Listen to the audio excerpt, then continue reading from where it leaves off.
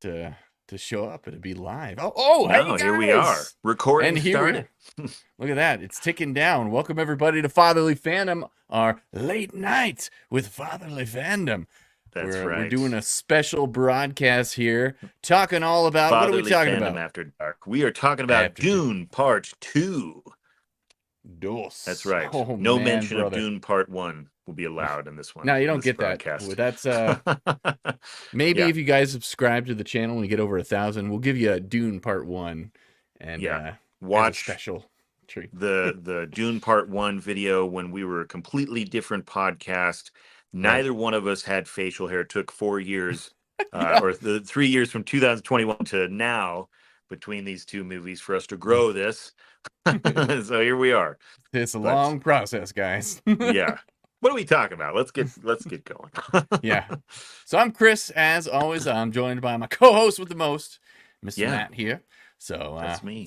This is us. We're Fatherly Fandom. We like to do this. We like to talk about movies and get things that we're interested in the fandoms and nerdy stuff. So if you like that kind of stuff, make sure you subscribe to the channel. Give us a like.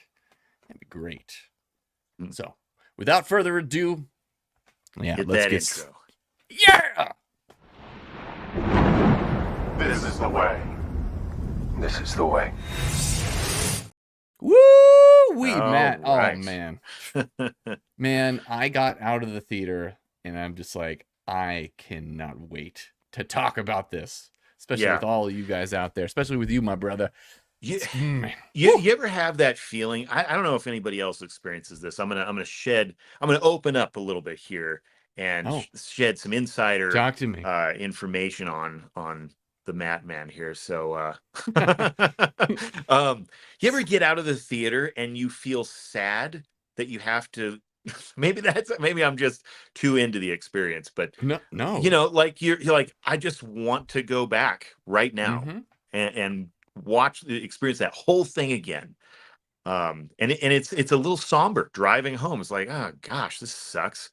You know, get out of the theater and it's as bright as Arrakis out here. It was. Oh, and we will get into that too. There's a couple of scenes there where my little irises was like, wow. But agreed. And what was the runtime on this? It was like 2 hours 40. Yeah, 166 minutes. So 166 minutes. And that was, for me, there was no like sitting around with this film. It was like, oh my God, it's already over. It felt like it was nothing. And, you know, me and Matt, if you guys didn't know, we're doing the Academy run right now where we're reviewing all 10 of the Best Picture nominees. And so some of these pictures are like 3 hours, 3.5 for one of them that we watched. And my God, you're just sitting there or you have to parcel it out. And it was just a freaking joy to watch this movie and just be like, not feeling that way at all. Not feeling like I wanted to be out of the theater at all. This is just such a good experience. And if you do get the opportunity, man, go out on the big see screen. It again in theaters on the biggest screen you can find, because man, it is impressive. So for all you guys out there, what we're going to do, if you haven't seen our broadcast before, or if this is the first time you're tuning in, we're going to do a slight little spoiler-free section here, and then we're going to dive into a spoiler-filled review of this movie. So if you haven't seen it, you can still stick with us. Don't worry. We'll tell you when the spoiler section's coming. But for right now, we're going to go over the gist. Who would like this, who would appreciate it. We like to pick out two prawns and cones. Pros and cons. Pros and cons. But we say it our way, prawns and cones.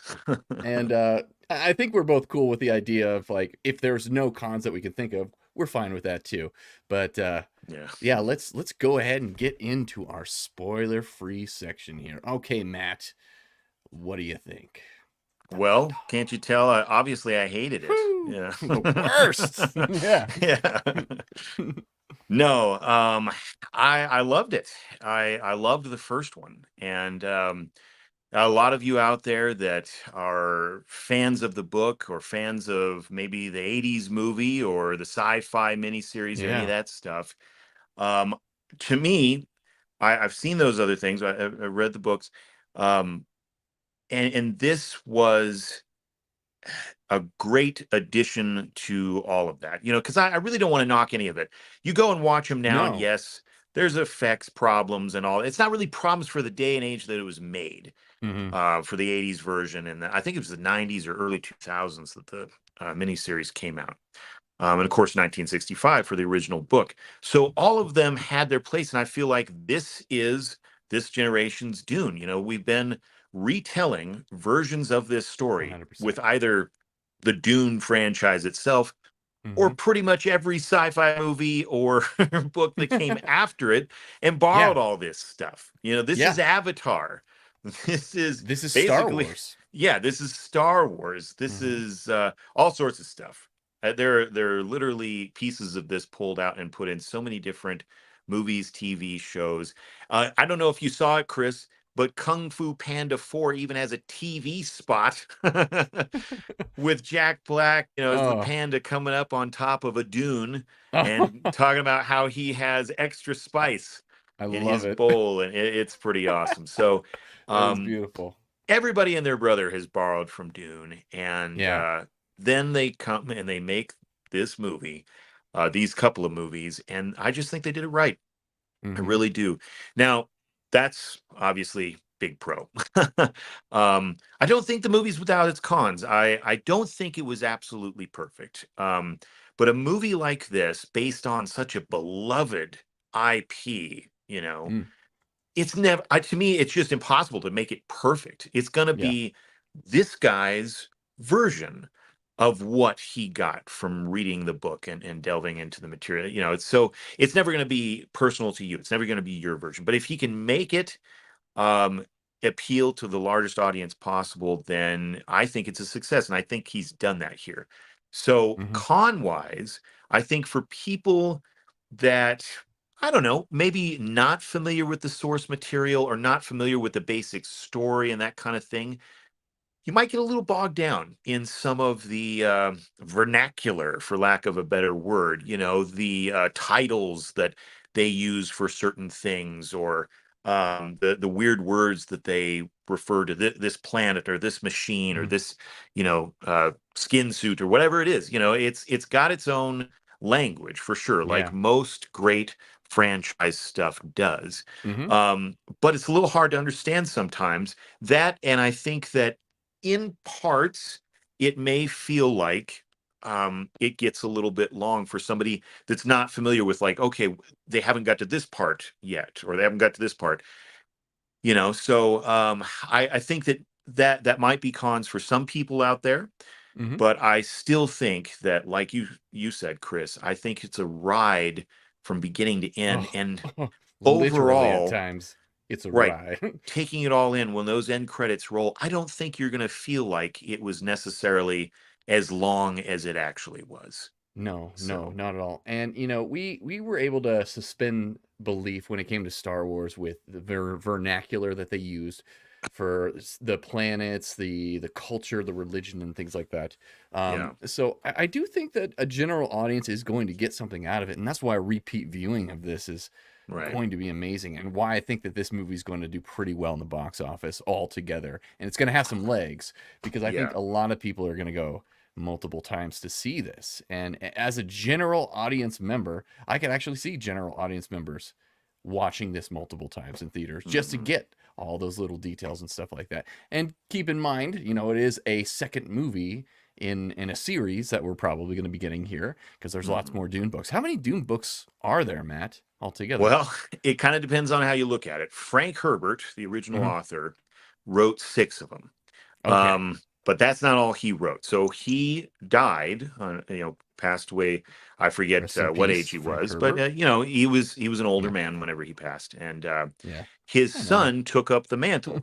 You've heard this with Tolkien. You've heard this with several of these great franchise writers. Their kids kind of take it on. Robert Jordan, another one.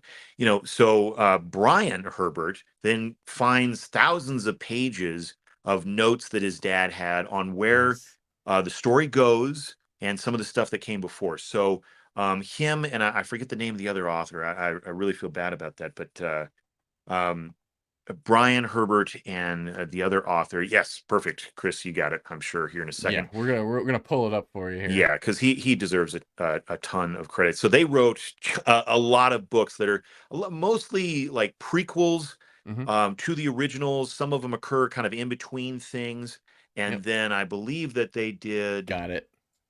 Go ahead. It's Brian Herbert is Frank Herbert's son, and Kevin J. Anderson is the other writer. Kevin J. Anderson. That's right. Boom.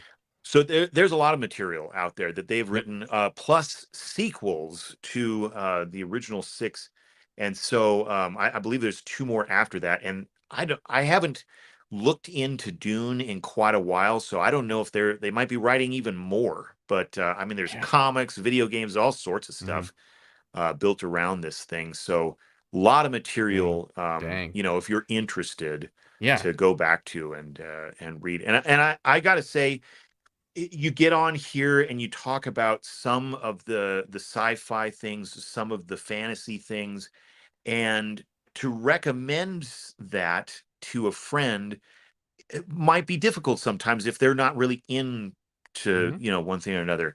I think just my personal opinion, obviously this is not everybody's, but I read Anne Rice, but to recommend it to somebody, I'd be like, well, you kind of have to be into the stuff that Anne Rice writes about it, or writes about, vampires and gothic things. Matt's got a crush on Lestat, so yeah, who doesn't, right? I mean, can't blame you, brother. But no, so I think with Frank Herbert, though, at least that first book, I mean, yes, it does get weird. Yes, there's a lot of odd terms, but it's actually it's a really fun book to read. There's heavy stuff, complex themes, but real sort of natural dialogue. Diving into religion. But it kind of reads almost like a pulpy sort of book. And I mean, how it was originally published was a serial, and then condensed into a book or put into a book. They didn't condense it, but so it reads like a bunch of cool little vignettes, and it's a very easy read. At least I thought. There's a glossary of terms and all that, so some people I'm sure out there will call me on saying it's an easy read, but every once in a while I'll just read it again because I really do. It's like one of those books that I just enjoy. I enjoy reading Douglas Adams. I could grab any one of his books and just be like, okay, it's fun, it's light where it needs to be, it's heavy where it needs to be. So and I think that overall they matched a lot of that tone in this and the previous movie. So and I'm coming from a place where I have not read the books. Don't take away my nerd card, guys. But, no, I haven't read it. But I like that because I like the idea of going in afterwards and reading it and brushing up. So I might actually check it out. It's really cool that we're going to have this going into this review too. You'll have the perspective of as the book reader, and I'll have the perspective of somebody that hasn't read any of the material going in. And we'll see how that shapes our perception of the movie itself, because I very much enjoyed this. I think that it's comparable. I was talking about this earlier. That it's comparable to the feeling I had when I walked out of The Dark Knight for the first time. That's the feeling I had coming out of this movie, and it comes full circle too. Mel sent me this thing earlier today about why do you say his last name? Timothée Chalamet, I believe. Okay, so it's like French. Chalamet. Yeah. Timothée Chalamet. He was inspired to become an actor because he watched The Dark Knight. Wow. And now he's in one of the biggest movies that has surpassed the box office for The Dark Knight now. So it broke its record. So I can't believe it. For a February, March release, this is crazy. Yeah. This is where, for those of you that don't kind of know the cycles of the movies throughout the year, movies go to die in January, February. Like nothing, no big hits usually come out at that time. There have been some, but I can't believe they're releasing it at this time. But it's getting people in the theaters for sure. It looks like 12 million in domestic right now. So Jeez. that's what we're sitting at. So day one. I mean, this is great for the movies. I gotta say, Yeah. I'm loving that. And we're getting a lot of movies coming out this month too. So March is really Yeah. kicking it up. And this is a great start to our Right. March. You know? It feels like the summer start right here. It feels like, that No doubt. weekend they usually have, Memorial Day Yeah. weekend in May, or, usually that's when they're coming out with the Captain Americas, the Avengers, those kinds of movies. Right. But here we go. Beginning of the Here we year, go. we got a great one. We did. We got such a great one. All right, let's move on in to the pros and cons. Dun dun dun. Yep. So if you guys don't know, that's the inside joke now that we have, because like Matt kept saying that like before we started recording a couple of sessions ago. It was like, it's like talking about the pros and cons. I'm like, huh? Yeah. Oh, pros and cons. Right. So we're gonna take two pros, Prawns two and cones. Oh yeah, cones. Yeah. And then you couldn't Rhyming. stop saying it. We both couldn't stop saying it. So now it's a thing. And now I'm just saying it wrong all the way through. It's just, Yeah.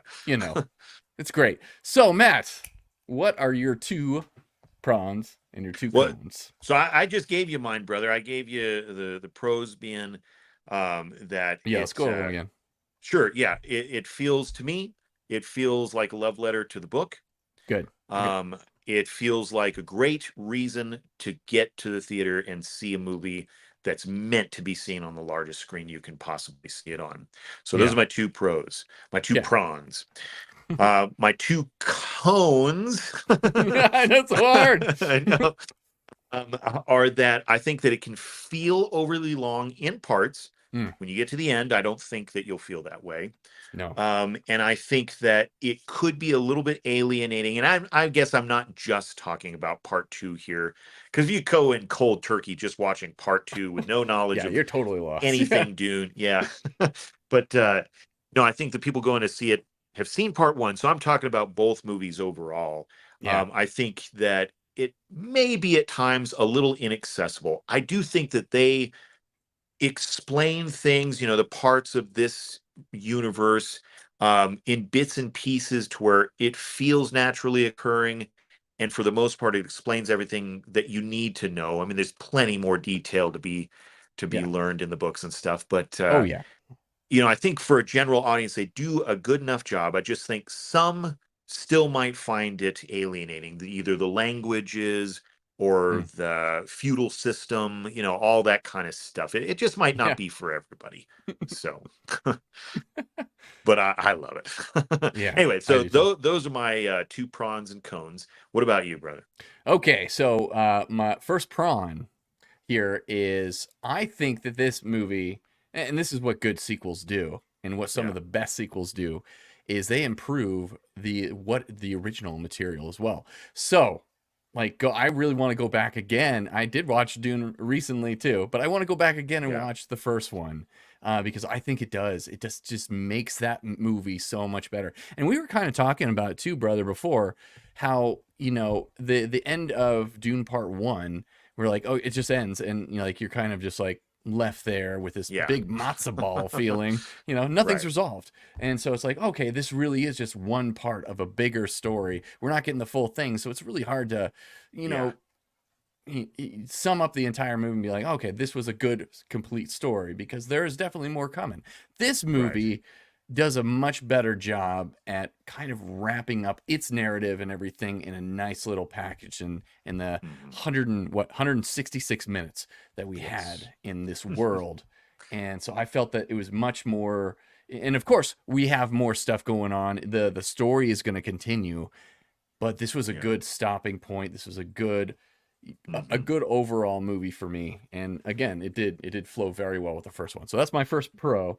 My second pro is the visuals of this movie were spectacular. Both of them are just seem well beyond a lot of stuff that you see today.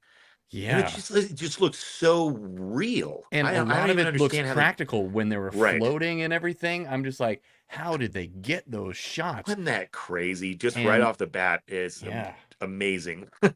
And I swear, and I don't want to spoil anything for you guys, so we'll talk about it. We'll expand upon this. It can expunge and expand upon this stuff. But the feeling that I got was that I was actually on a roller coaster for some of this film, and that We'll made me I'm feel sure. like a fucking kid again. I was Yeah. just giddy as a Oh, schoolgirl, man. just sitting there, Yeah. living life, just Right. loving. I was sitting there like, my God, they presented this in a way that I haven't seen them do it before, that just made me feel absolute joy in the moment. I'm just like, Yeah. whoa. So if you haven't seen it, you really there's so many gifts in this movie for you. There's so many treats that you get, so much joy, so much roller coaster action that just like and they do it better than most. They do it better than most. So those are my 2 pros for this. Cones wise, man, trying to think. So I did mention this a little bit earlier. Some of the editing choices, whenever they would go from one scene to another, this is a minor gripe. It's not even that big a gripe. Maybe it's because the screen that I saw it on was very, very big. But whenever they go from a really dark scene, sometimes they would go directly into direct sunlight. It's a sand planet and everything. Yeah. Arrakis. And so it. Oh. I got a nerd out here, buddy. Oh, do it. Sorry. Did I say it wrong? Arrakis. For sure. Like, we can't make it the spider planet all. We're going to. Show. Yeah, because there's ants on that planet, not spiders. Yeah. Arrakis. Sorry, buddy. Again, haven't read the books. But no, it's cool. But they would go to those straight daylight scenes, and it would be a little jarring for my eyes. I'm just like, a full-fledged in there. So that would be a little bit of a con for me. And I can't really think of a second one. I mean, I could agree with what you said, that it's like some general audience members might find it a little cumbersome to understand and deal with. So I guess I agree with you on that one. And you know what else? It's a violent movie. I mean, I would think, again, you would know that going in. It's about war and stuff. Yeah. But there Little is kids some pretty probably wouldn't. brutal stuff. Oh, yeah. Don't be bringing your kids to this. This is fatherly fandom. We're telling you now, if you are a good parent, and you have little kids, maybe don't. My kids were asking about it, because I was very excited. And I love telling them about movies, even stuff that they can't see yet.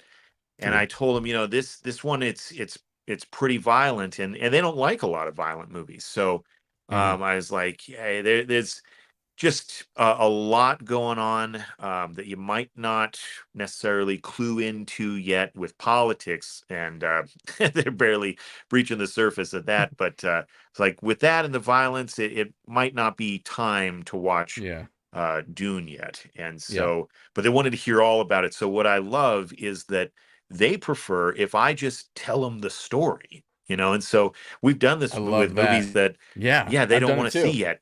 I told them all, like, we were at Red Robin one time and we saw that 1933 poster of King Kong. I'm gonna have to nerd out on you, Matt. Right? Yeah, it's not King Fong. It's King Kong. But they're like, Dad, who is that? This is way back when. And so on the way home, I was like, okay, if you want, I'll tell you the story of King Kong. I love it. I've seen that movie a million times. But right. So I did that with a couple of scenes. I don't want to spoil everything for you, because you'll probably watch this one day. But so we just went over a couple of things. But no, that does remind me, though. I do have another con, but I can't really talk about it because it will spoil. Okay. So then I would say this one in particular, I'm going to be protective. Let's save it for the spoiler section. Let's save it for the spoiler. But there is one more. We'll talk about it. I can't talk about it right here. But there's one more, and it's a minor thing, but it just made me laugh. It made me laugh, and I don't think that was intentional, but right. I think I might know what you're talking about. Do you know what I'm talking about? I heard somebody laugh in the theater, and it was at a particular part. So I won't go into it much. And there were scenes in this too, guys. Like, if you haven't watched it, there are a lot of scenes in this that will make you chuckle, will make you laugh a little it's got bit. Some like, lighthearted there's some stuff funny, in there lighthearted stuff in this seriousness as well. So a good movie, good writing, and good storytelling can incorporate all elements of life, and life, everything's in there. So and this movie does it in spades. So do we want to go ahead and give us our thumbs up? So if you guys haven't joined us before, for the spoiler free section, we do a thumbs up or double thumbs up if we really enjoyed it. If we kind of didn't like it, man, of course the fireworks go off on me. Yeah. When I'm barely doing it. Middle is like, it's okay. And then bottom if it's unwatchable, if it's something you should skip. So that said, what is your initial spoiler-free review? Thumbs up all the way. What if I could get my toes up here, I'd do that as well. Oh, maybe that should be our next thing too. Toes up. Yeah. You know, 2 thumbs, 2 thumbs, 2 big toes, all the twos. Right. So ears up as well. No, what about you? Yeah. You got it. You got it. Right. Yeah. There it is. Boom, I love how baby. it just ensconces Boom. Bando's I know, suit right? as well. Love it because he's here with us at all times. Right. At all times. But yeah, incredible movie. You got to see it in theaters. I cannot stress that enough or emphasize that enough for you guys. See it in the theaters. I really think the people that are seeing this movie are the people that liked and saw the first one. So if you liked and saw the first one, you're going to love this one. So just get out there this weekend. Tell them what a good job they did by participating in the theater experience. That's what it's all about. You know, we want more movies out there like this. And they're not going to make them unless we go see them. Yeah, that's the biggest way you can support movies like this is by going seeing them, and that revenue right there, it tells them that, hey, this is the type of stuff that we should be making. This is the way that we should making films. These are the things that they like, and incredible effects, great acting, great story. We want more of that in our movies. Can't get enough, right? That's right. Right. All right, so guess what? Buckle up, Buttercup. We're going to be going on to our spoiler section here. So if you guys have not seen the film and you don't want to be spoiled, and this, fair warning, I do not watch a spoiler. Do yourself a favor. episode. Just come back if you want. This will be up on YouTube. You pause it, come back right after you're done with the theater, and play the rest of our episode on this. So please, I hate to say it, but get off of our stream because I don't want to spoil it for you guys because it is such an amazing experience. It's great to go into the theater fresh with this without any expectations or ideas about what's going to happen. But unless you read the book, of course. So I was going to say, if for those out there that have, I will be going into a little bit of the differences. I don't want to give too much away because those that have not read the book, I'd actually be spoiling things for them. But I'll go into a couple of the differences for people that are curious. So okay, so we're gonna be going into spoiler alerts here. All right, guys, we're gonna be doing the countdown. Are you ready? Ready Hold to go. on to your butts.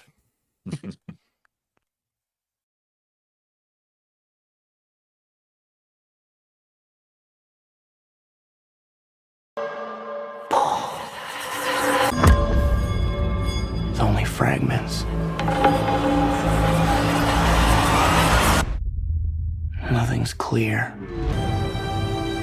What we do for the benefit of all.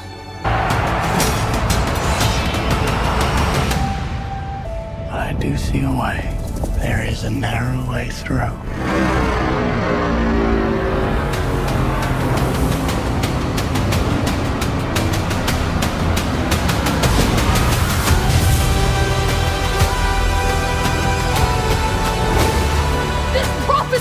Is how they enslave us! Johnny!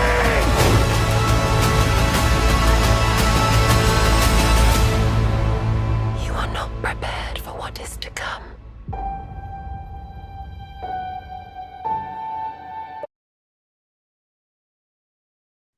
All right. Man. I really just want to go back right now. I know, right? So anyway. Jealous of everybody that gets to see it for a second time. Hey, so I had an interesting idea for the structure of this spoiler section. If you'll indulge me here, Chris. We've been on our Oscar Odyssey. For those of you that have not seen our reviews on all of the Best Picture nominees for this year, You can catch those in the links below and to the side of whatever service you're viewing this on. They'll be around. But I thought because we've been going over Oscar stuff, I definitely should mention that Dune Part 1 was nominated for several awards itself, including 10 Academy Awards back in 2022. Won 6 of them.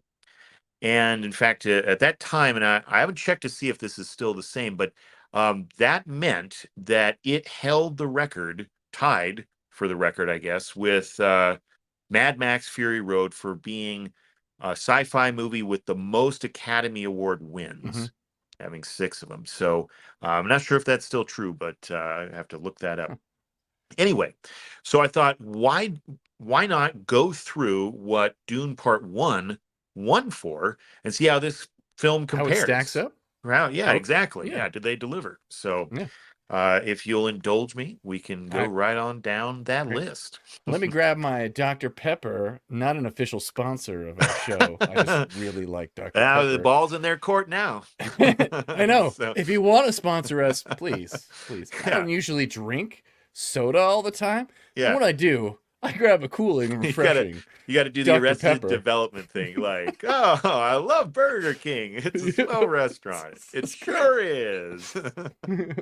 Dr. Pepper. They got all the refills you can. Oh, man. Actually, though, do yourself a favor, baby. for you and everybody that's listening. Go buy some of the Bluebell Dr. Pepper flavored ice cream. That stuff is pretty good. I was pleasantly surprised. We bought it just for the kids, but I tried some, of course, and I was like, "Whoa, this is delicious." So, and some of you, dear viewers out there, don't know this, but Matt is a connoisseur of all things ice cream, so he knows his stuff when it comes. So, listen to this man's opinion when it comes to the around the cow's block. Milk. Taste frozen byproduct. So, weirdest way of saying that, but sure, Trying to think of the weirdest way I could say that. So there you go. All right. So number 1. Cheers. Cheers. Here, I got my ice water. Man, I wish we'd known we were bringing drinks. Not sponsored. Yeah. It's not even one of those Stanley cups that are all over the place. Even better. That the kids are drinking out of these days. Yeah, the cool kids, the cool cats and kittens. All right, number 1, no surprise at all. Nominated and won Best Cinematography for 2022. And I might as well mention Grieg Fraser as the cinematographer on same as this films. One too. Yeah. Like we've been doing with the Oscar Odyssey, I'll tell you the films it went up against in 2022.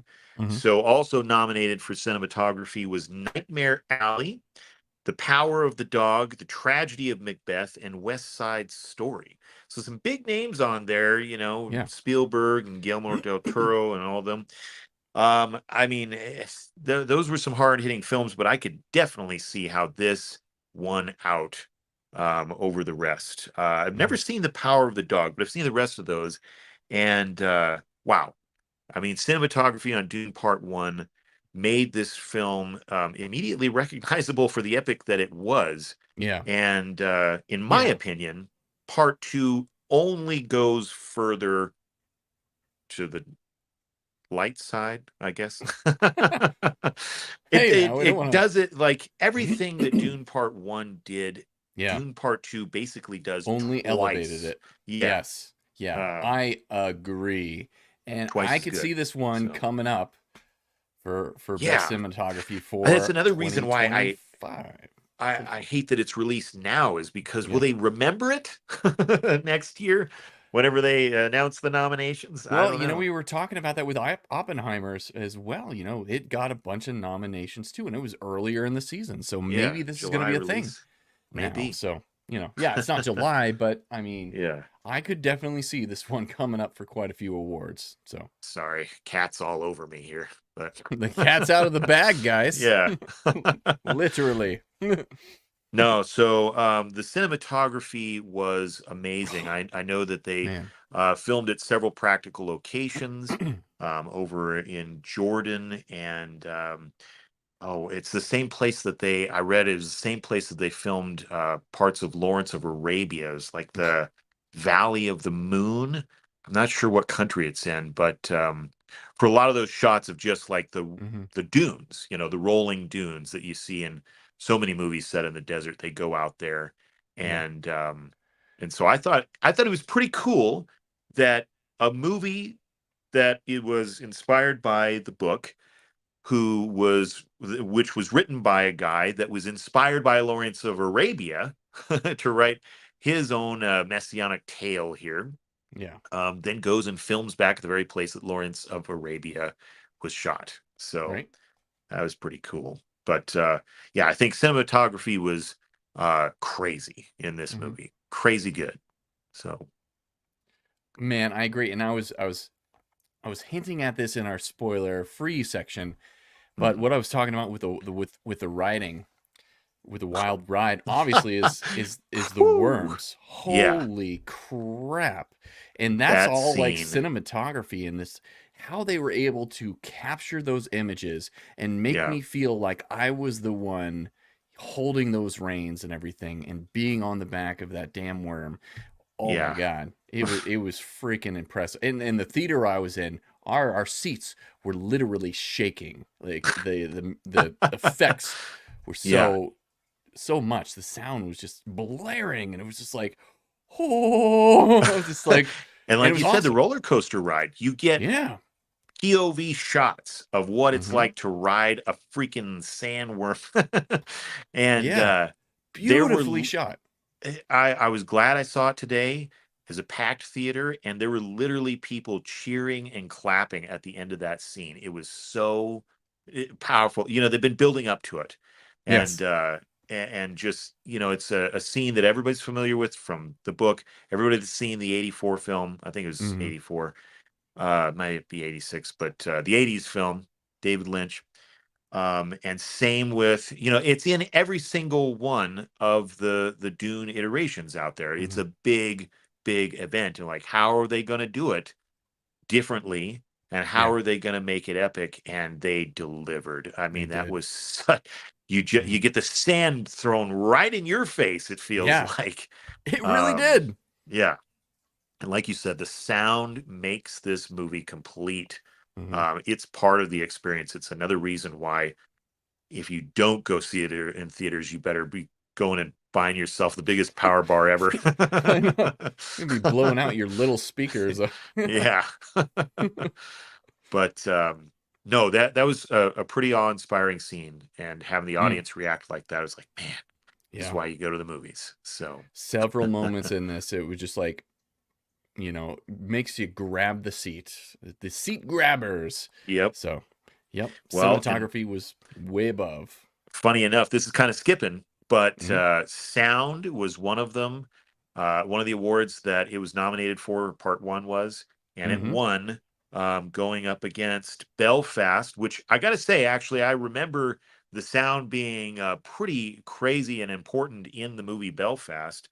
No Time to Die, James Bond, Power of the Dog, and West Side Story.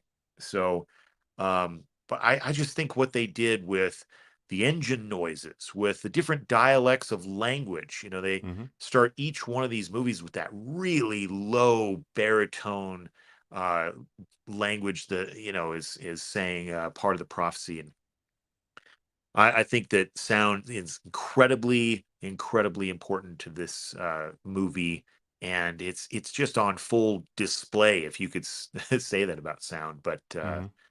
it's great. I mean, beginning to end, the sound is awesome. It is. It's incredible. Yeah, So, and the clicks the sandworms make, I thought, what a cool touch. But mhm. yes, so also, of course, not. I feel like some of these are a little bit redundant, but not a surprise at all. Visual effects. Hmm. It won for going up against Free Guy, which I was totally surprised. But It I mean, this does have a lot of effects in there. it So, has a ton, and I think that's kind of what got it on this list. Is there's a ton going on visually in that movie. No Time to Die, again, Shang-Chi and the Legend of the Ten Rings, and Spider-Man No Way Home. So a lot of heavy hitters there in the visual effects arena. For sure. Yeah. But I think what sets Dune apart is that outside of all of those, I mean, maybe it's James Bond. You got a lot of practical stuff in No Time to Die. But I think that it must have been model work that they used for Dune. A lot of the practical locations and all that sort of stuff shines through. It does. And it makes it feel very visceral. I gotta say, it puts you right in Beautiful that way universe. to describe it. Yes. Yeah. So, all right. Next up, film editing. It won against Don't Look Up, which is I don't know. It's a pretty interesting film. King Richard, Power of the Dog, and Tick Tick Boom. So yeah, I think that's, film editing. It's always kind of hard to judge. We talked about this with The Holdovers this morning, where unless it's like really on display with a movie, well, like we talked about with Oppenheimer, but you think of movies like Aviator, even, Martin Scorsese, another Leonardo DiCaprio film with him, and the editing of going from like splash cuts of him in sort of, this scene and then this part of his life and this part of his life really bouncing around. But to make that all cohesive takes a brilliant and talented film editor. So I think that was definitely utilized in both of these films. But it's interesting, some of the other ones on that list, you're like, I guess it's good film editing because like we said this morning, didn't notice it. Yeah. But yeah, I will say that towards the end of this movie, that there were, along with those cuts that you said are pretty jarring, just going from a dark environment to light, there was some, yeah, there was some cuts where I like, I can't really tell where we're at or what, like how much time has really passed. Yeah, the passage of time was a little hard in this movie because time does pass. There's a lot of time that passes in this movie.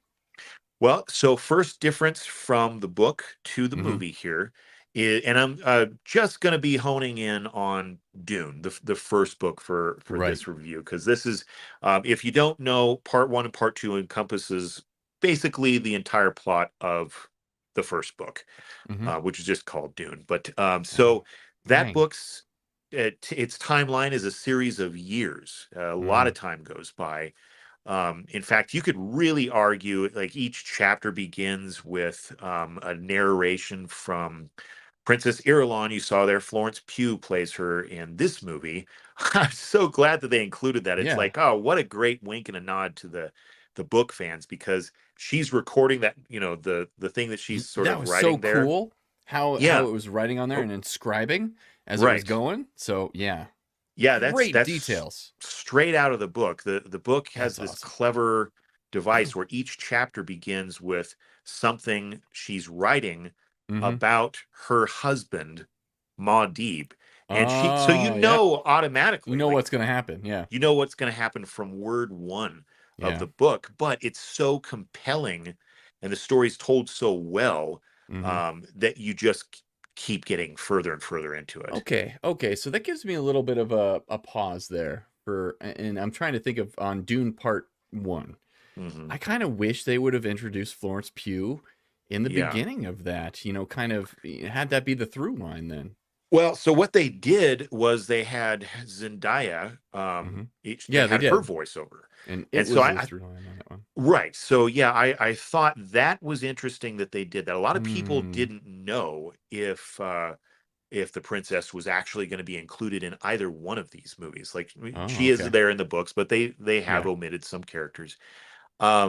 But to have her starting this movie off when Zendaya did and the other one, it was kind of like, oh, that's an interesting contrast that they have there. Yeah, his one lover and his future wife in the second one. Yeah, right. So okay, I'm back on board.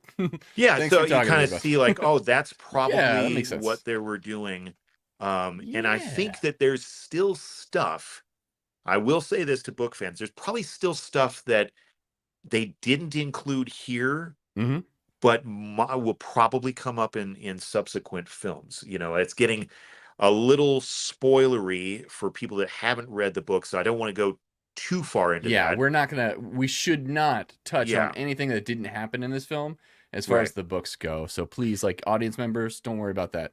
Yeah, it's all just to say that, again, the book takes place over a series of years. So there is other stuff that happens, where the movies, all the events occur in probably a couple of months. It's hard to tell, like we said, with the editing, really how much time has passed.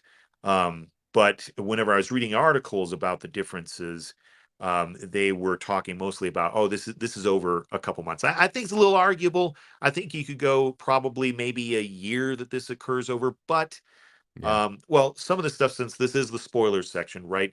We do know that it doesn't go too much past maybe a year or probably less, because Lady Jessica is pregnant, right? So, well, we know she had to have been pregnant since Dune Part 1, right? Exactly. So, so we can't, we know the entire story that they're telling really couldn't have been too much longer than a couple months. So, but so I think that was all of the ones that it won. Now, interesting enough, it was also nominated for Best Adapted Screenplay, Best Makeup and Hairstyling, which, again, I'm really surprised that it did not win.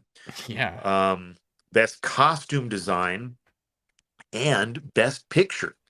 I mean, really, I think it belongs on that list for sure.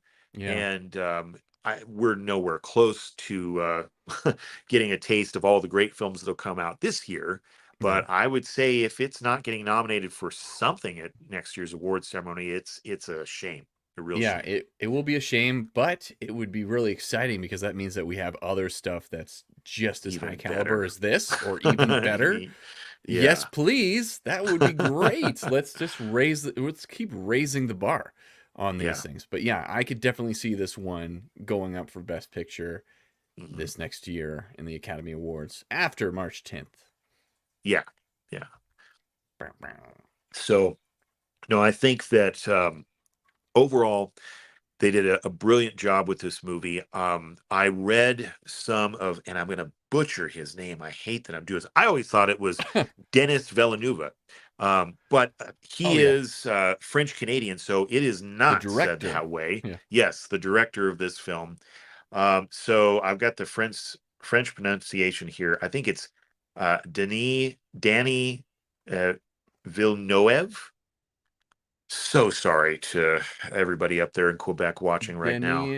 Villeneuve? Well, so it's not Spanish, because that's how I was pronouncing it.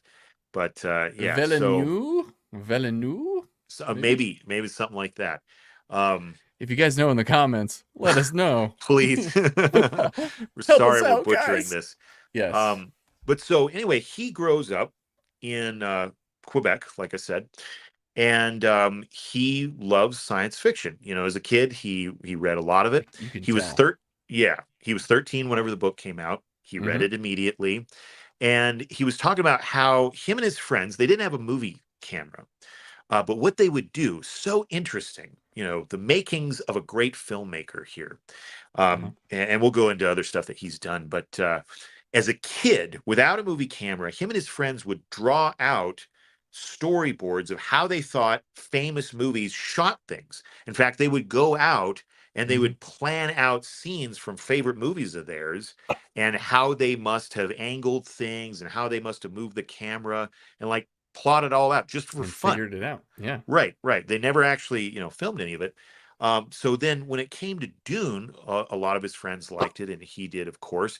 They made their own movie, and they wrote out storyboards and stuff for how they would film Dune if they were directing it. In fact, one of his French Canadian movies was filming out in the Valley of the Moon, where they shot Lawrence of Arabia, and he said he had this moment where it was like Paul, where he was thinking to himself out there on the sand dunes, and he said, if I ever get a chance to film Dune, I'm coming right back Right here. here. Yeah. And so, I mean, he has been in love with this stuff for his entire life, and now he's finally got to put it to celluloid, and it's just it's mind blowing that it's such a passion project, because it really shows. The details are right, the tone is right. I just think he just nailed it, and being a fan, it makes sense as to why. Yeah. So yeah. And you love to see it. You love to see these people that have a passion for the projects, for the stories that they're getting to make on film. We're getting a lot of those people that grew up with this material, and now they get to take the reins and actually create this stuff. Like Dave Filoni's one of them, Jon Favreau, and Denis Villeneuve is another one, or Denis Villeneuve. Sorry again. I just think of us. Like, I mean, can you imagine if we ever got the chance to create one of these things? I mean, it would be crazy. It'd be a dream come true. You just can't think of how you'd even react in that situation. Right. And both me and Matt can definitely relate to this director when it comes to this stuff too, because like we love making little short films and all sorts of stupid little stuff when you're in high school, and it is the funnest thing in the world to edit and so fun. do shots and try to figure out the cinematography and try to create things with little to nothing, so those were the best. Very little to nothing. Yeah. Oh, you know what? I forgot that my pages over here have a flip side. There's 2 other awards that I missed. Well, there's time, guys. Yep. Part 1 here won for Best Production Design, going up against Nightmare Alley, Power of the Dog, Tragedy of Macbeth, and West Side Story. Again, can't speak higher. I mean, the glyphs on the different temples and stuff that they're in, or the buildings or whatever, it just looks all authentic. It all looks authentic, lived in, Right. Yep. And I mean, I read some interview with what's his name? The Elvis guy, Austin something. I've got it over. Yeah, I've got it here. Austin Butler. Austin Butler, yes. I love he's just known for Elvis now. Well, I mean, he's like in everything now. He's in some new motorcycle movie with Tom Hardy. Masters of the Sky now, I think is the name of the new I haven't series. checked it out yet, but haven't either.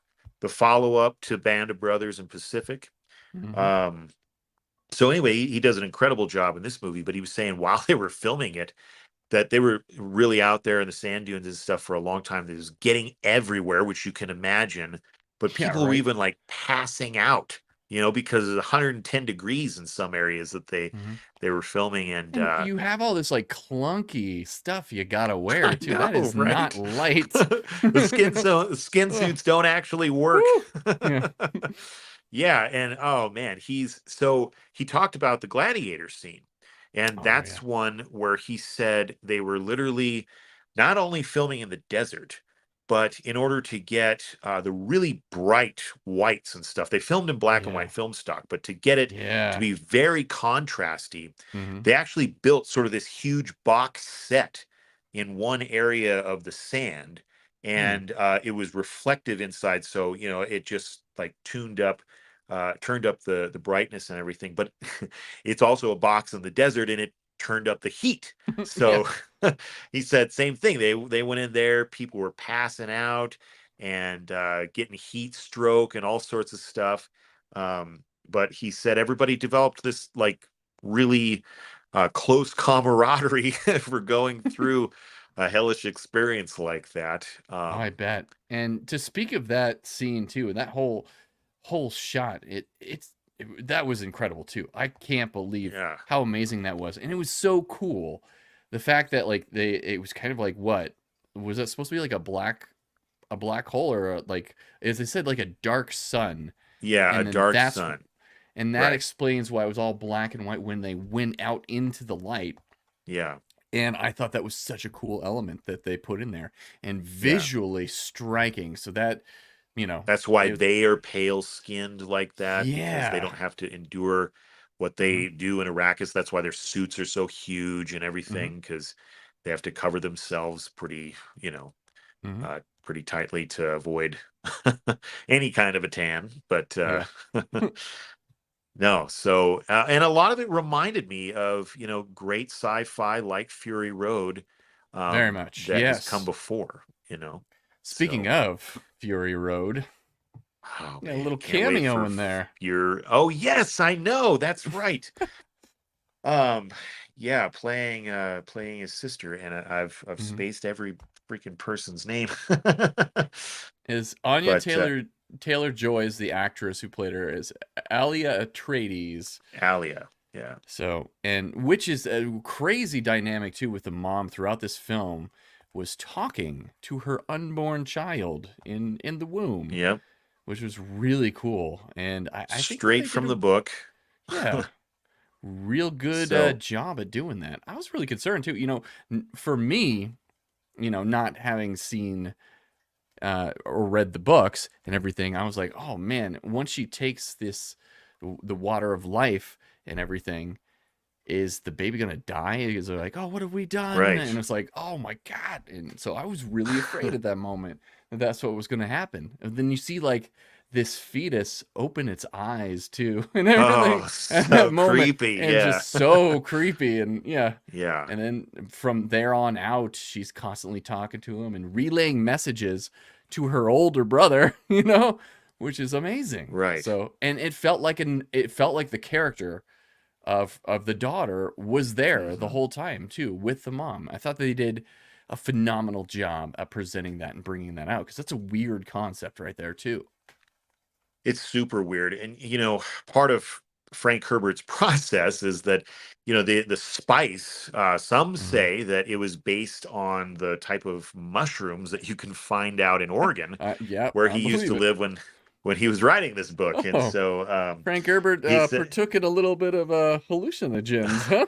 A little bit. And there's some pretty wild stuff in the book. In fact, it up. For those of you that have read the stuff about Aaliyah, there's some differences. So just be prepared for those whenever you go to the theater. I don't think that, again, I think it's stuff that, especially with her giving a cameo there kind of towards the end, that it's stuff that might come up in a sequel. There've been rumors out there. In fact, it's not rumors. Denis here has said that if he can do it, he wants to make a trilogy, and the third film will encompass the second book, which is called Dune Messiah. So it could be that some of this stuff with Aaliyah will be put in there. In fact, I'd be very surprised if it wasn't. You don't just get an actress that caliber show up for 2 seconds in a film and have nothing else for her to do. Yeah. So yeah, I was really glad though that we got a little taste of her character and what she will become, because it's an interesting subplot in the book. And at the same time, I think that it was good the amount that we got, because you have so many characters. We've heard people complain before that sometimes this fantasy stuff, sci-fi stuff, just gets too hard to follow for people that are not familiar with the source materials. Like, okay, you have to let other fans, or let other people in become fans for the first time. And so people have said that about like Game of Thrones. They just couldn't put it together. They stopped watching after a while because they couldn't follow who was where and where they were going. And so I'm kind of glad that the characters like Aaliyah, there are pieces that maybe, yes, it would have been cool if they were in this movie.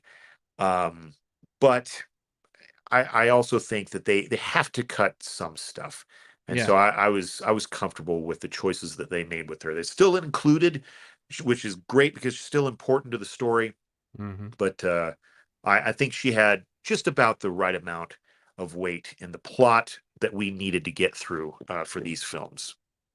So agreed. But yeah, so then the other one, I cannot let us go through this podcast without talking about the great composer Hans Zimmer. Hans Zimmer, one, of course, for part one, and he does an amazing job in expanding on the soundtrack here. It's already available for vinyl. If you are a soundtrack fan, you can buy part 2 right now, in a number of different formats, but vinyl is one of them. And it's great, man. It just sets an atmosphere the entire time. I was listening to some of it with my kid, and he's, has not seen the movie, but he's like, Dad, you can hear the sand. Like, Yeah. yes, you can. Isn't that amazing? Just, I was so proud of him. But yeah, if you listen to the soundtrack, Hans Zimmer puts it in there, just like he makes sort of the flapping of the wings in Batman.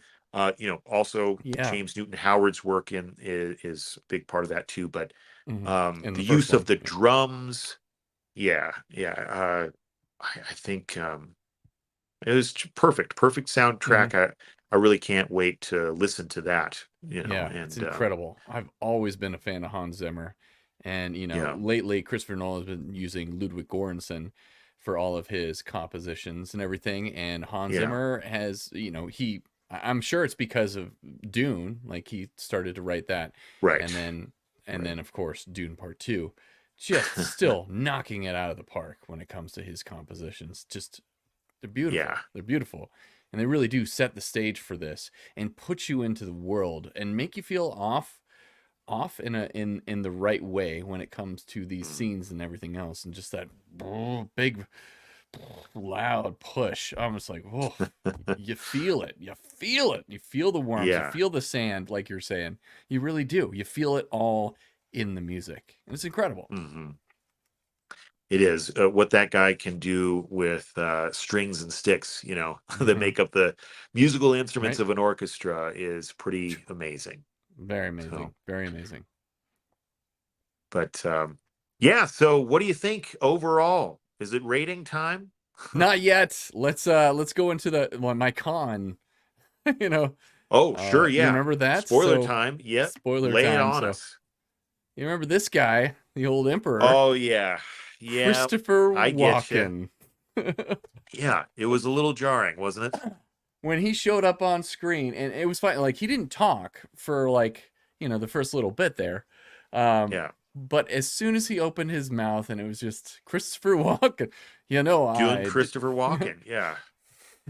It's funny because I saw him in a show. It's more cowbell. It's more cowbell. I saw him in Severance last year or the year before. That show, I believe, was on Apple, and he does a great job. Like, he's a high caliber actor, and I loved his part in that. Yeah, he's really good. But this one, I thought that it was just a little jarring with him as the emperor, because when he starts speaking in those little phrases that he does with the pause, Captain Kirkish. Yeah. It's you do hear you guys, you guys, right? All this sand, it's crazy. Everybody's got it in it. Go, just get it out of your system. Everybody's got to keep walk it going, Yeah. But no, I think he was trying to be serious, but he's just such an icon. It's hard to get past that. And like I said, I chuckled a little bit when he first started to speak in this, but I did get used to the character, and I did get used to his performance, and I thought that his performance in this movie was amazing, especially when he's standing there right at the end, looking at him, and it's like, this is why I killed your dad and everything. Yeah. He's just like straight up. I'm like, oh man, really? Well, so the chuckle in my theater came whenever he kissed the ring at the end. Oh, and did he actually kiss it? Like, he was like a little no, it fit. Far away. It looked like he missed. He totally missed. He was like just doing the motion. Yeah. I thought that too. I was like, wait. He didn't actually he turned to the side. Does he have his fingers crossed behind his back too? Like, yeah. What? Jinx, doesn't count. Didn't kiss it. Right. Such a weird weird choice. They couldn't have said, Yeah. how about one more where you make contact, you know? Guys, I don't Yeah. kiss the Or just rings. CGI the lips to go a little bit further, you know? They just expand out. You're like, that's Yeah. a choice. Okay. Whoa. Kind of a pivotal moment here that I'm totally... Now take it completely out of. Yeah. But yeah, it was an interesting casting choice, I will say, having him in the movie, and especially in such such an important role. The Emperor's a pretty huge figure in the story. You know, and just from my own imaginings of like, I haven't read the book in a long time, but I remember going like thinking of the Emperor as more of a Palpatine. Just because I'd obviously seen Star Wars way before I ever read Dune, and so you just kind of put him in that role, you know. And so it was like, yeah, I don't really see Christopher Walken doing it, but like you said, you get used to it. You do. And originally, too, in Star Wars, the Emperor was supposed to be very similar to this. There, he wasn't supposed to have powers or anything like that. He was just the head of the Empire and everything. It's like Darth Vader was a previous Jedi, but there was no inclination about him being a Sith or anything like that. He was just a man in power. So similar to this character. You see that? So you've got the Emperor, you've got Darth Vader with the Baron, right? Yeah. Yep. And of course, he is the grandfather of Paul, Paul, and you know, right. So there's all that sorts reveal. of Star Wars stuff. Yeah. His mom was. That is. And it was pretty rough, and I think they made the correct editing choice with that scene too. It's done a little bit. There's a little bit of a difference there in the book. So. What are the white bald characters called? That civilization? Oh yes. Kinians? No. It's not the Iraqians. That's the. I know. I'm thinking of all the vernacular now. It starts with an H. Why am I? Harkonnen. That's right. Harkonnen. The Harkonnens. Yes. So is that, you know, since his mother has a full head of hair and everything else? Dune, and I can't even remember that. Yeah. But the question here is, since the mother has a full head of hair, me and Mel were talking about this. Is it just a choice for the Harkonnen to shave their heads and bleach their skin? Well, and I think it was a choice for the filmmakers, because I don't remember them necessarily being described as bald in the books, especially not the Baron. I could be wrong about that, but I don't remember him necessarily.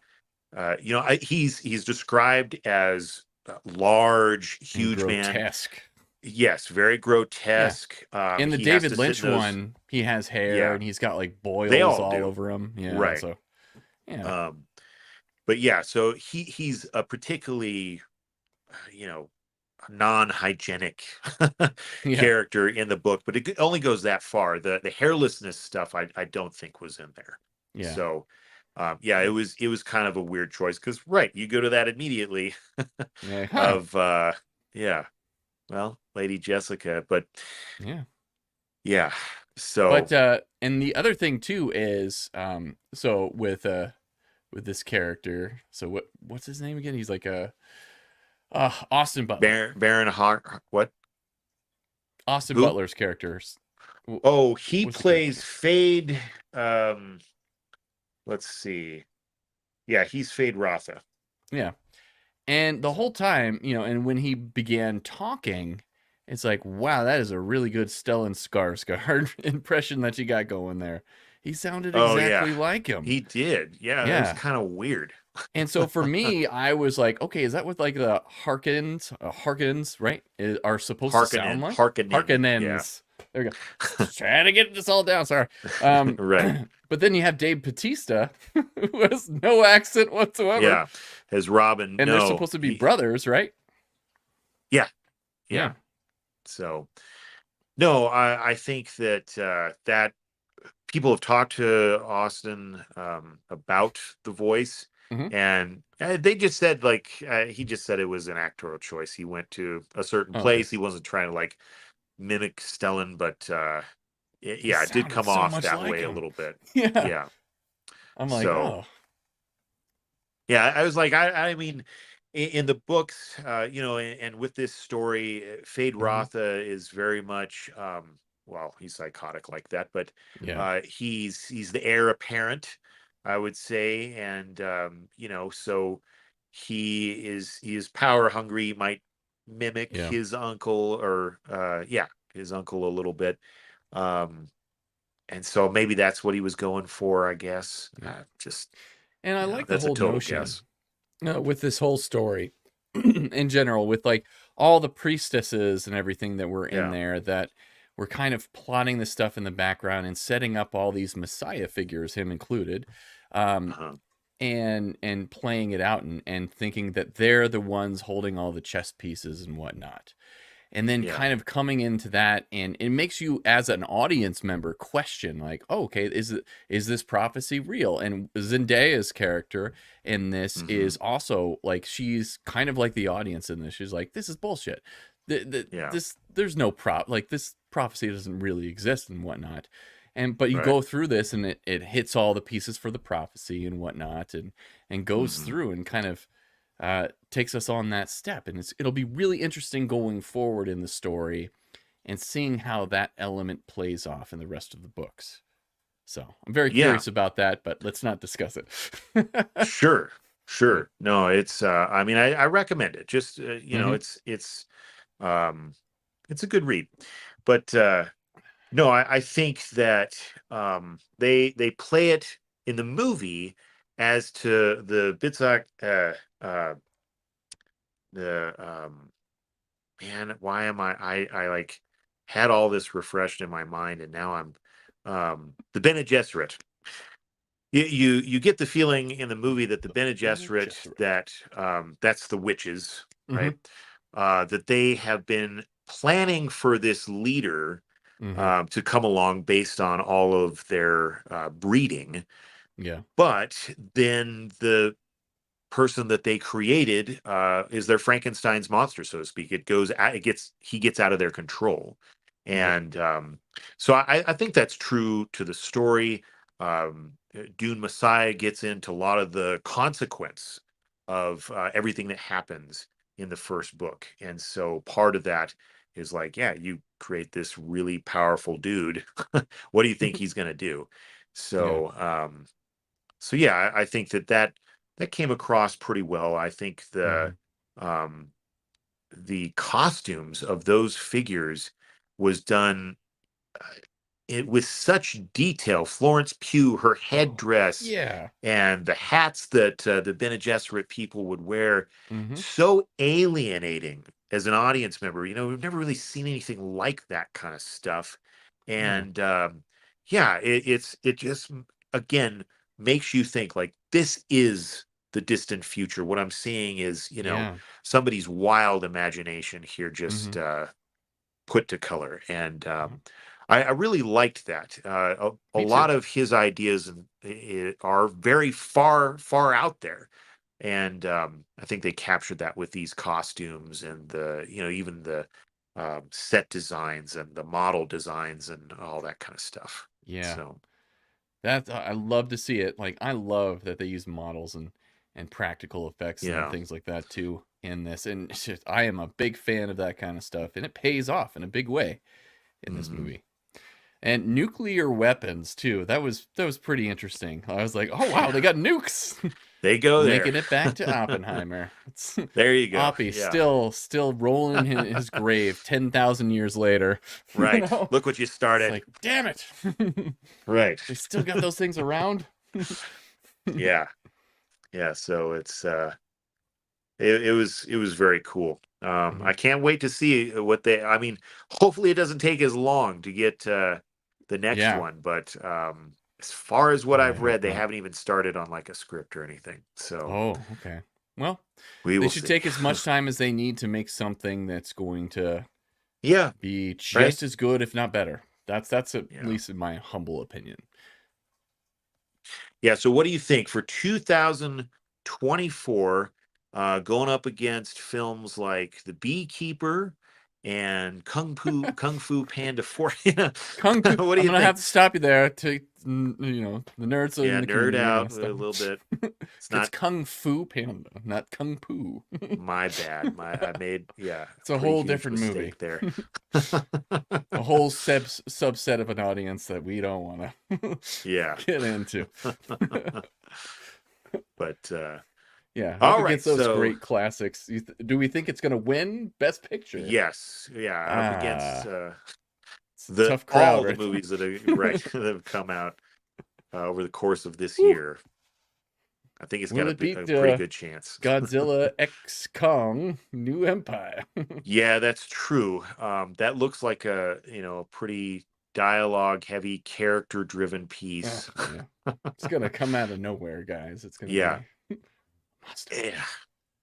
I'm looking forward to it though. I love Godzilla movies. And we're gonna cover it here too.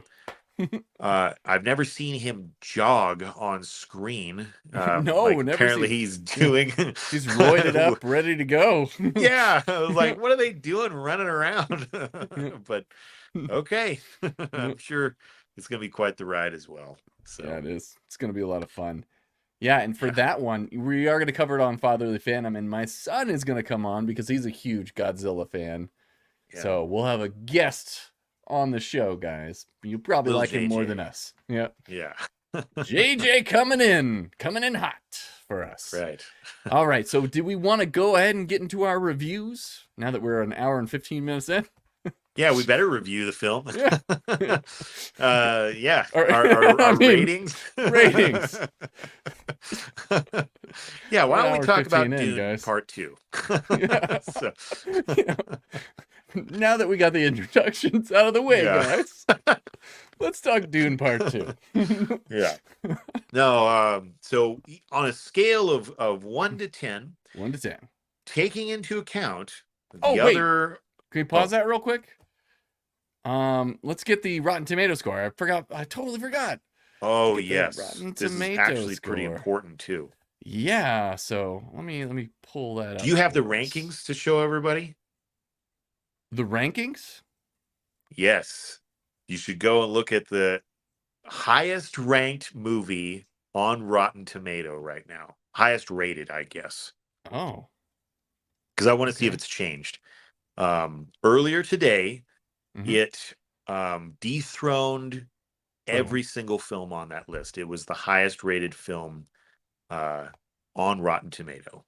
But, those can come and go as more and more people see it throughout the weekend, write their reviews. But highly rated. Look at that. 94%, 95% for the audience score. Look at how close those two scores are. Yeah. When it comes Critics to that. and audiences agree. It says Leave No Trace holds the site's record with a rating of 100% and 252 positive reviews. Okay. So they don't have the ranking? Let me see here. Okay. Just I saw Leave No Trace is number 1. Toy Story 2 is number 2.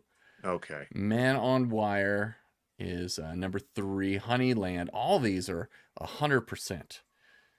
Minding the Gap, His House, The Philadelphia Story, 76 Days, Crip Camp. Maybe I'm thinking of another site then, because it was must saying be a different site. At a 9.4 out of 10, it was the highest rated. So because this is a 94 for the Tomato. So 95 for audience members, and so this is one where we get a critic consensus with the audience and everything, and pretty special. That's a special movie right there. It's very similar to Oppenheimer. Some of the Best Pictures nominations that we've been doing, we've seen this sort of a correlation too. Yeah. So it's definitely good. Visually thrilling and narratively epic, Dune Part 2 continues Denis Villeneuve adaptation of the beloved sci-fi series in a spectacular form. So, there we go. So let's now bump on over. Let's rate it ourselves. What do you think, though? Out of a scale of 1 out of 10 or 1 to 10. What am I gonna do? I don't do this very often. It's because it's just as put that out there on the front street. It's not Oppenheimer, but Yeah. I have to instigate a decimal system when it comes into this. Sure. I think so. Right. I think for me, it isn't perfect, like you said Matt, but it's pretty damn high up there in my book. This is one I want to see multiple times, and this is one that blew me away. And like I said, coming out of the theater, this was like the dark night of this time and era for me. And it's going to be one that I'm going to appreciate for years and years to come. I love this movie.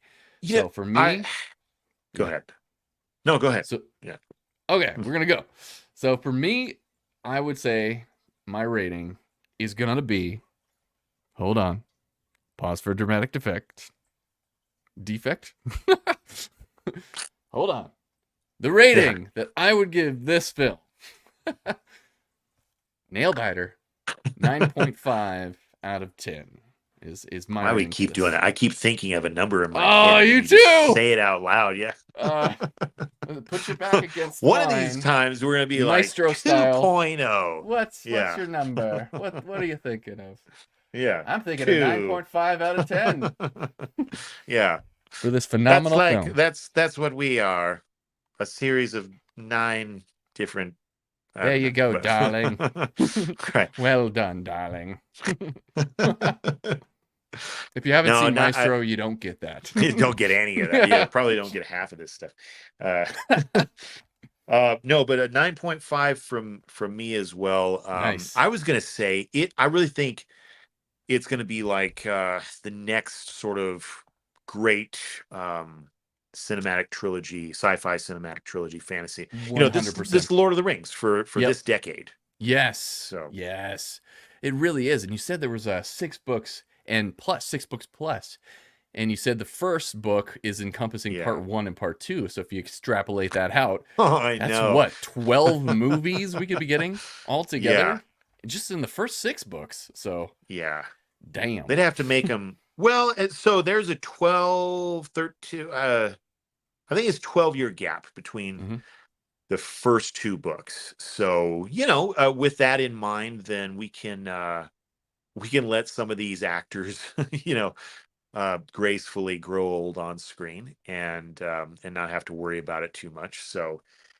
I think after a while, you take a franchise like this so huge, like you just, it's like what are we going to see with, Game of Thrones spinoff House of the Dragon? After a while, even within the show, it started to look a little bit ridiculous. The age changes going on with the child actors and stuff. And I know it's different people, but I don't know. I think that they just, maybe it's me being selfish. They got to make these movies faster. I want to see them as well. But again, I would rather have them take their time and make it right instead of rushing something. Yeah, very true. Getting something like the sequel trilogy from Such a Star dad Wars. answer. I know. Don't rush, kiddos. Take your time. Yeah. Take your time. That's more like a grandpa. What am I doing? Granddad answer. I know. I know, right? That's a granddad answer. Damn. Yeah. That's not going to be. There's your Baron voice. That's my Baron voice. Yeah. Oh man. Oh, they give him a lot of those disgusting roles. he does it pretty well. Oh my, Stellan Skarsgård. A little too well on that one. Yeah, and if you're interested in seeing what he actually looks like running around naked instead of the bodysuit they put him in this one, just check out the Avengers Thor of the Dark World. There you go. It's Stonehenge. Running around Stonehenge. Yeah. You think the national parks people or something would just say no? I'm sorry. I know it's a big movie, but no. It's Stellan Skarsgård, though. You don't tell him no. So yeah. Well, that's probably what they negotiated on. They got the socks, Yeah. And totally contrast to that performance, you have him over there as Luthen in Andor, just freaking nailing. Yeah, he's not gross in that one. No, he's great. He's freaking great. Yeah, and he does good job in Good Will Hunting and lots of other movies he's in. That's true. Yeah, he's kind of an asshole in Good Will Hunting, but yeah, that professor. He was good intended. Yeah, he's Yeah, just I trying to guess get he him a was job. good He's got to get intended. him a good job. Come on, Matt Damon working out on construction Come sites. on, is a Matt waste. Damon. Such a waste. Yeah. You're So wasting your potential. That's All my right. sort of Skarsgård. yeah, it's Gravelly. not terrible. It'll you. do. Needs a little work, right? Yeah, we'll Yeah. workshop it. Yeah. So, all right. right. That's all I've got, buddy. What about you? Yeah, that's all the news that's fit to print for you guys about this film. Whatever you guys think, let us know in the comments, man. This was such a fun ride. Can't Yeah. wait to hear what you guys think. Thanks for everybody for joining us. We had quite a few viewers. It was up to 5 there, and we're still sitting at 4. So thank you, everybody, Okay. for joining us tonight. That's great. We're getting some people on here. And if we get comments and everything, we're able to put them up on here for you guys. So feel free to always leave comments on our live streams when we're up here as well, and Yeah. give us your thoughts on this stuff. We like to include our community as well. So that was a lot of fun. And of course, you can visit all of our socials and everything. You see them all there. You got the Facebook, right? The Instagram, X. Yep. We do all the fun stuff. So all Well, fun. check us out next week as we complete our Oscar Odyssey here with the last 2 films nominated for Best Picture this year: Past Lives and Zone of Interest.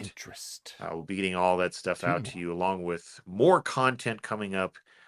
We talked about the X-Men. We talked about Godzilla X Kong. Lots of stuff to review. I'm Speaking really of, excited. The next Ghostbusters movie I want to go see. A little that trailer new for it trailer on was this awesome. film. Yeah, it was great. Yeah. Oh my god! I'm glad they're so getting excited. the crew whole back crew. together. So I know. Yeah. It's what Jason Reitman taking over for his dad. Yeah, I know. That's pretty interesting. It's poetic. So- It's good. I like Yeah. that he was able to take over. Well, that. I mean, same thing. I hate to say it, but all these guys are getting up there in age. You just if you're gonna do it, you got to get it done. So True story. but, True story. All right. All right. When you got to get it, you got to get it done, guys. We'll leave you Yeah. with that. So, from our Fatherly families wisdom. to fatherly wisdom here from Fatherly Fandom. So, it's late, guys. So, yeah, this is the after dark kind of Fatherly Fandom. So, thanks for joining us. We're not going to Stellan Skarsgård over here, but yeah, it's a little bit looser right now. All right, guys. Thanks for joining, and from our families to yours, we hope you have a good one. And Have a good one. and also all right. Peace. So thanks for joining me today on Fatherly Fandom, and don't forget to subscribe to the channel. And from our families to yours, have a good one, and may the Force be with you.